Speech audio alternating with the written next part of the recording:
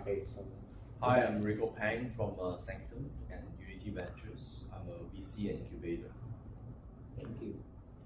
Hello, I'm Vilma from Fire, as well as advising Techstars. I also run a fund. Hello, my name is Jamil from New York City. I run 3 companies. I'm a professor, author, and I run a large community. Thank you so much. Okay, so my first question is, what gets you interested here in our country when it comes to blockchain development? Do you really see a potential of emerging technology like Web3, blockchain, decentralized finance here in our country? Yes, definitely. What gave me interest is the fact that 65% of the population are under 18. They have completely different consuming habits, as well as they are digitally native. And overall, the size of the population of 111 million, which is second highest in Asia Pacific. So in terms of consumerism, as well as emerging technology implementation from young population, we see excellent future for the implementation of blockchain technology. And I agree with Vilma, and I would add that I think the culture here is in line with the Web3 and blockchain ethos, which is very much around collaboration and cooperation, as opposed to very, very aggressive competition. And holding back information. I think that kind of culture in this country is very conducive to that kind of ethos, and I think that will allow it to be adopted here and allow the Philippines and other countries in the region to push that agenda forward. And with a track record of Philippines being one of the top engaged free to earn and play to earn environment over the last couple of years, it shows that adoption of blockchain usage in fintech is very high. I think that is a very good sign that as a creator economy, as well mentioned by Vilma, there's a lot of potential of the people here and talent here to adopt blockchain as a solution. So maybe next question is, because in the Philippines we have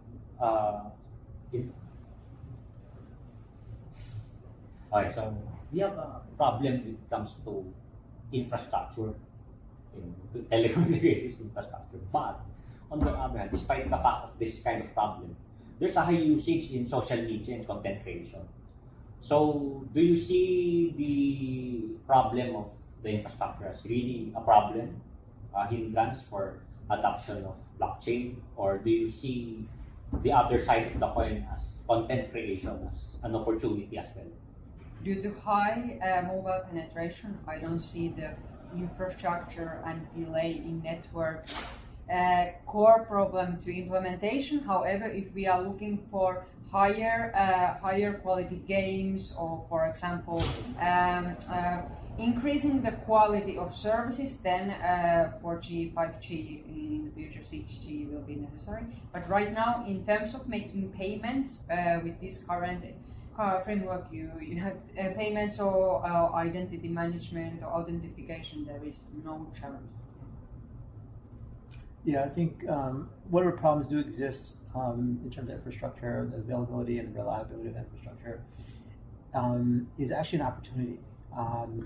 Because, for example, the nature of distributed computing, and just as a field in computer science, distributed computing, it attempts to solve problems in communication between computers and between 2 computers and multiple computers, right? It's attempting to solve those problems. So in some situations, I would say in the Philippines, those problems are a little bit more severe. What it means is we just need to build better and different technology, right?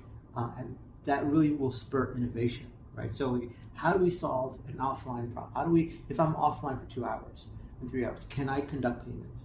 That problem may not exist in the U.S., so therefore you're not going to have that kind of innovation coming in from the U.S. where people are like, well, we don't care, it doesn't matter to us. And then you have these problems, and innovation, the most useful innovation is the one that solves problems. So we say we have a problem if we make that assumption that there is a problem in infrastructure or it's limited in its capabilities, then there's unique opportunity for companies to come up and create solutions that will then possibly be used in other places in the world. I would see it as an opportunity, even though it still is an existing issue. And I would add, and a place for disruptive technology, meaning that not just improving processes, but changing the behavior model.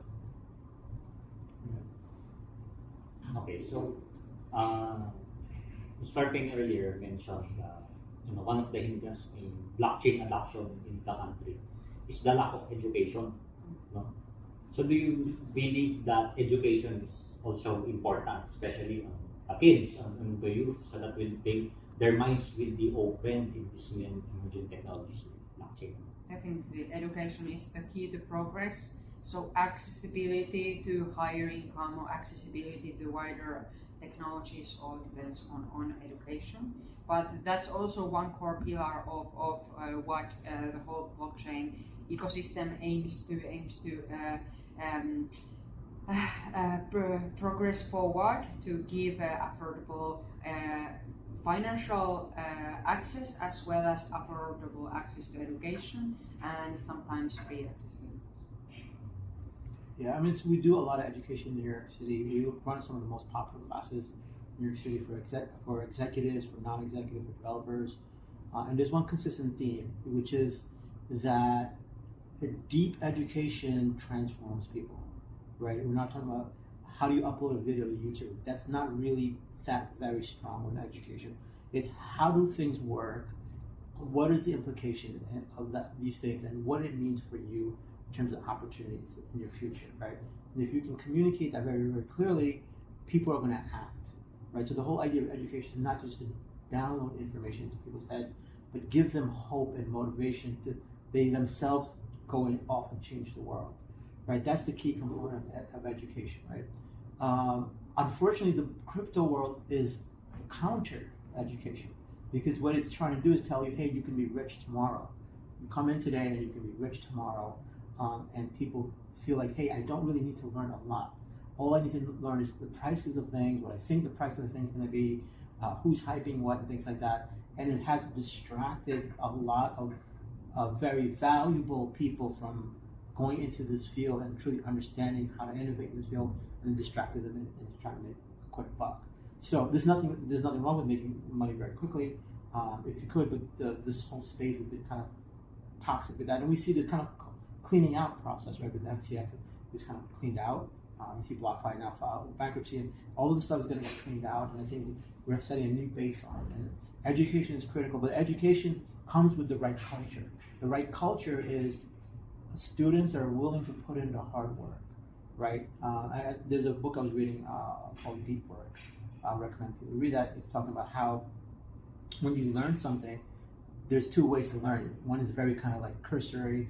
You're just reading a little bit here and there. I know, like you said in the beginning, CBDC, layman, I know the layman things. But then the deep work is how do I read a 60-page academic paper on CBDCs and go through it, and when I understand every single word in that page, I now understand CBDCs, for example. And I think we need to build that kind of culture, not just give people information, but teach students and individuals how to really learn and absorb what blockchain really is. When I ask people, like, what is blockchain? People that are in the blockchain space, what is blockchain? Oh, it's blocks and ledgers and transactions. And it's none of that. It's none of that. It solves only one problem. It solves a double spend problem without an intermediary. That's it. I can transfer something to you. I no longer have it, a digital thing. That's all it solves. We move from the Internet of Information to Internet of Value. But even people within the space are caught up because they've been educated themselves the wrong way. They've been reading data, just bad definitions.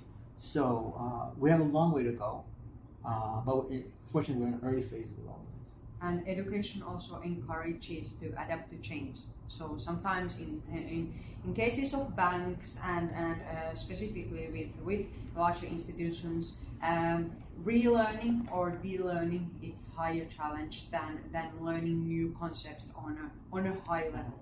So I would definitely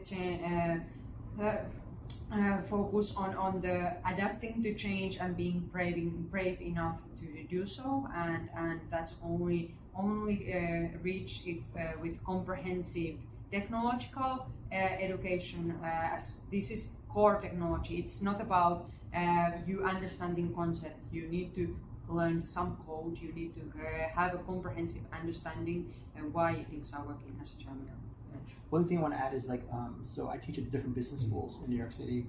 The business schools now, which typically just teach business subjects, are now starting to teach coding, right? Like basic Python and things like that, which indicates that a broader public must understand technology, right? I think it'll be great if every student that graduates high school or undergraduate bachelor degree knows how to use Python. I think it should be mandatory because when you code, it changes how you think, right? It changes how you process information. It helps you organize and structure your thinking. Because if your thinking is not structured the right way, the code that you execute will not work in the way that you want it to work. So I think there's a lot of fundamental stuff that has to get done in every country, especially in countries like the Philippines. And then there's this higher level thing, which is how we make blockchain more pervasive through education. Thank you. Okay, so one of the objectives of Dr. Donald Lim is to create the Blockchain Council that will serve as an advisory body for the government and for the private sector and the other sectors for blockchain development. So we are in ongoing conversations with the government, the policymakers, so that they will realize the importance of blockchain to be able to apply it in the governance. So, do you know any instance of how blockchain help governments around the world? Yes. Your family. Okay. Yes, multiple. For example, important is export transparency, traceability, authentication of foods. For example, in 2017, I was involved in China in the government food traceability and authentication, where rice was, for example, fake, in cases where milk powder was fake. So in terms of food security, in terms of raw material authentication, as well as then in Thailand, government bonds are on chain. You can also pay electricity with on-chain automated smart contracts, scheduled smart contracts. In addition to that, in UAE, in Dubai, for example, arm licensing as well as criminal records are on blockchain, as well as identity. So identity management systems are on blockchain to identify any bad actors, and it's much faster and saves around 20 to 30% of government costs in those three missions.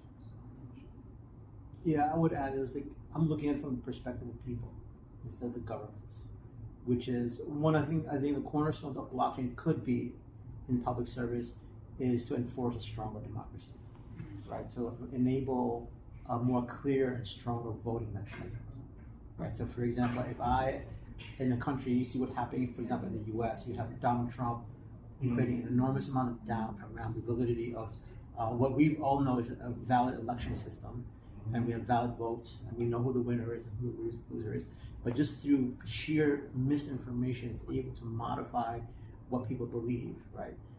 That is a problem that blockchain could solve, and that could stabilize the government. Now, this is not to say that this is something that should be implemented immediately. So put something like this together is fairly complex.